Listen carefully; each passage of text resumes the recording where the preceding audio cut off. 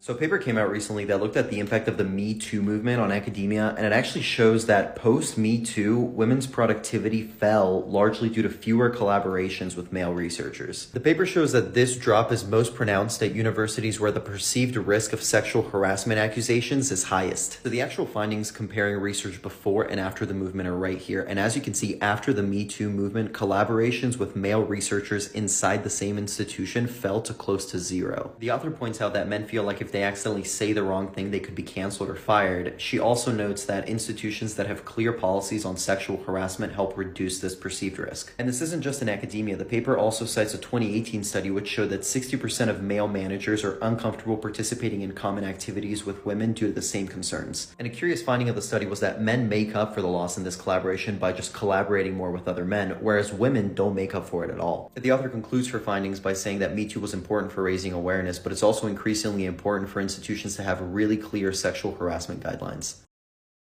The observation that both men and women might hesitate or feel reluctant to hire attractive women brings attention to the internalized biases present in society. It suggests that perceptions of attractiveness could influence professional decisions, which is concerning and underscores the need for greater awareness and action to address these biases. Ultimately, these observations highlight the ongoing necessity of combating gender biases, promoting awareness of workplace dynamics, and fostering environments of respect and equality. It's crucial for both men and women to actively confront these internalized biases and contribute to building more inclusive and fair workplaces.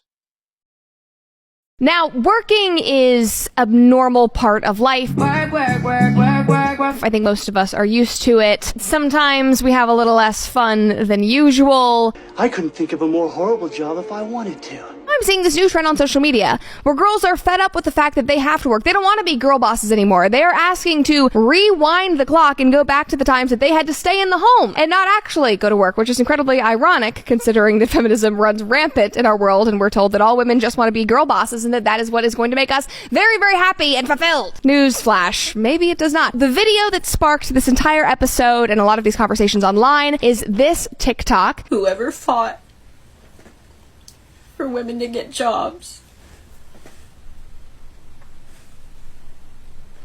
Why? Why did we do that? I am so tired. I want to just put my feet up. Like, I am...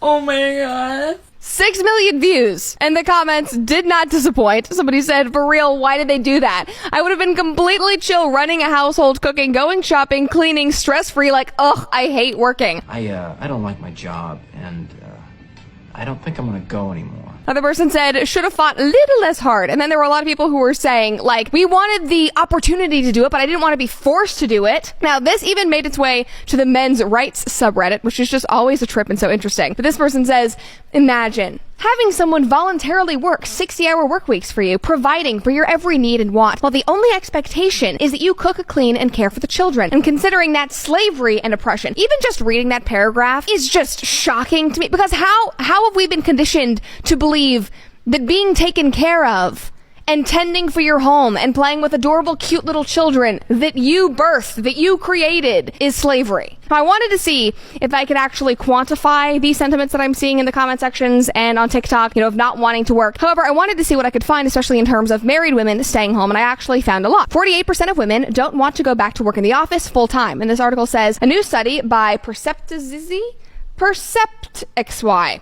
an employee listening and people analytics platform, found that compared to 6 months ago, 48% of women are less likely to want to return to their workplace in a full-time capacity. The report also highlights that over 2 million women have left the workforce entirely since the pandemic began. Quote, while it's shocking that more than 2 million women have left the workforce as a result of the pandemic, it's not that surprising that the majority of women looking for a hybrid work arrangement would prefer to spend fewer days in the office than their male counterparts. Have these journalists ever considered that maybe women find more fulfillment in those tasks, that they want to spend time with their children, that they would like to have a hybrid job so they can go home and take their kids to soccer or spend time with them or cook dinner for them because they love that? Maybe because we're good at that, because that's what we're actually designed to do? It seems like a lot of women don't work. But honestly, even if they wanted to, companies aren't hiring them anymore. Her tweet completely ignores the position that the guys might be in, how they might be feeling.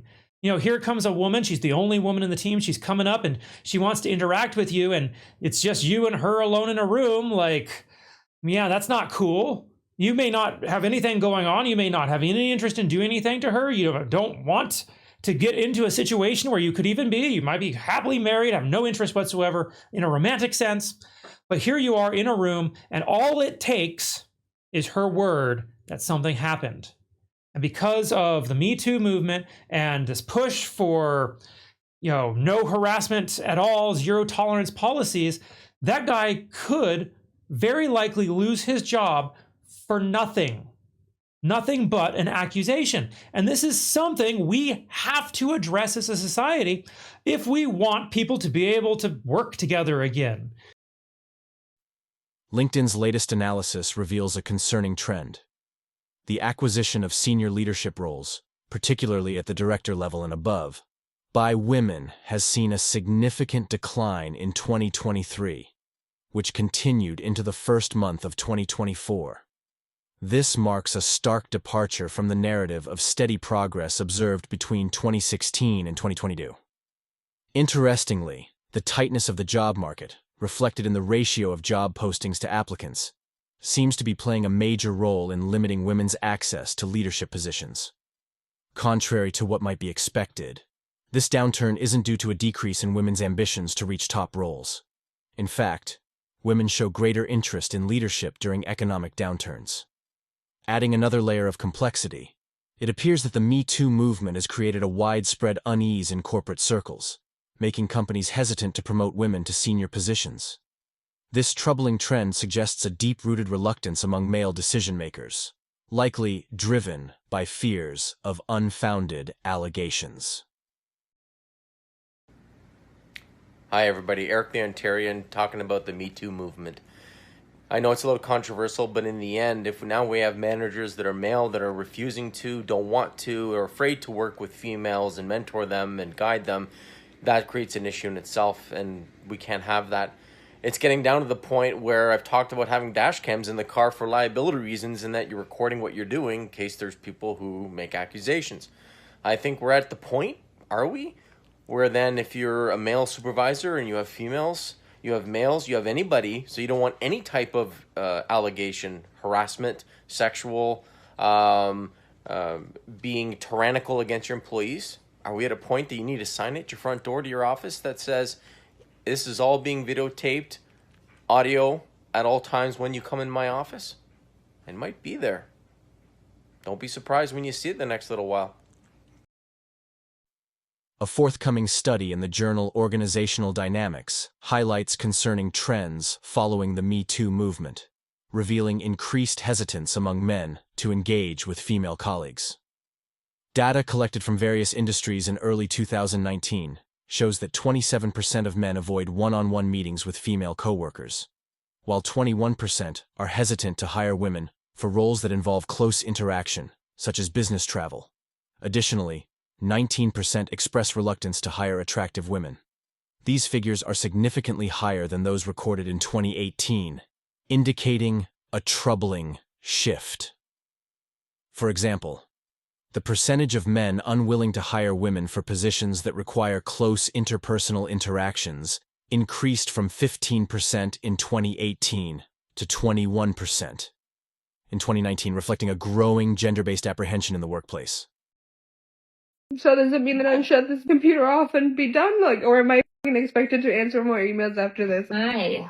Thanks for jumping on. No problem. So I'm actually here to inform you that today is your last day at Cal. We've determined that this is no longer a critical role for the company, and are eliminating the position. And we very much appreciate all the work that you've done during your time here. Your account will be shut down during the meeting, and you will no longer have access to any own systems. We do have some offboarding logistics to go over with you. And so I'm going to actually drop from the call now and hand it over to Danny from HR. So we'll answer everything, the questions that you may have after the meeting.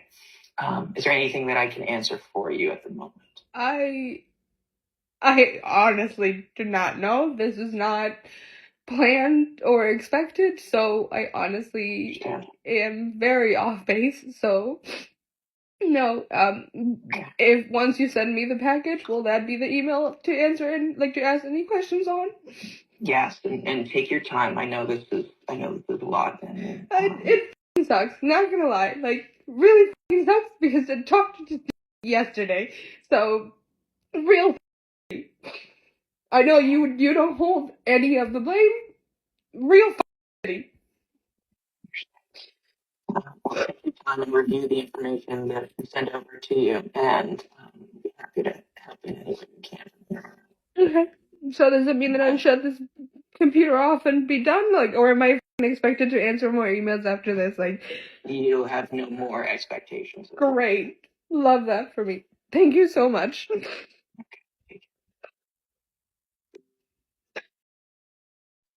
The growing reluctance among men to interact with female colleagues, as indicated by the forthcoming study in organizational dynamics, coupled with hesitancy in hiring and engaging with women in professional environments, presents a concerning development.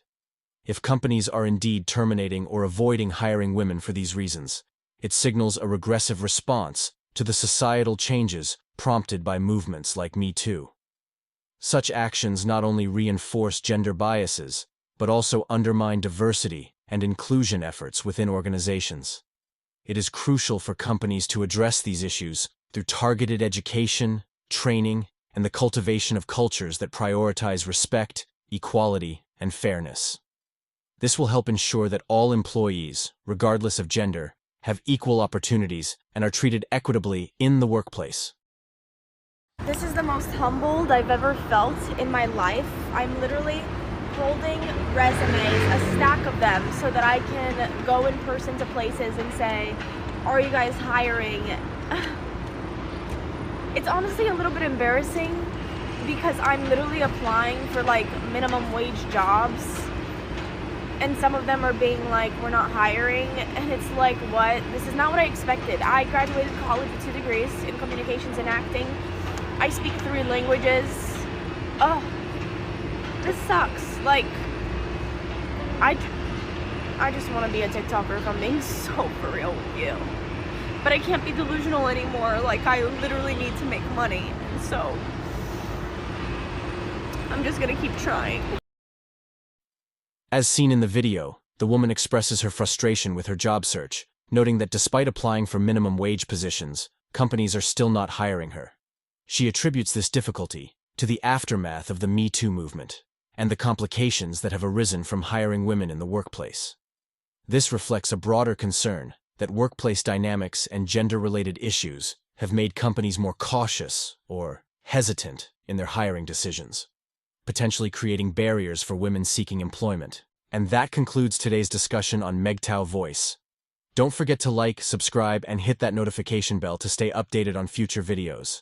Share your thoughts in the comments below, and I'll see you all in the next video.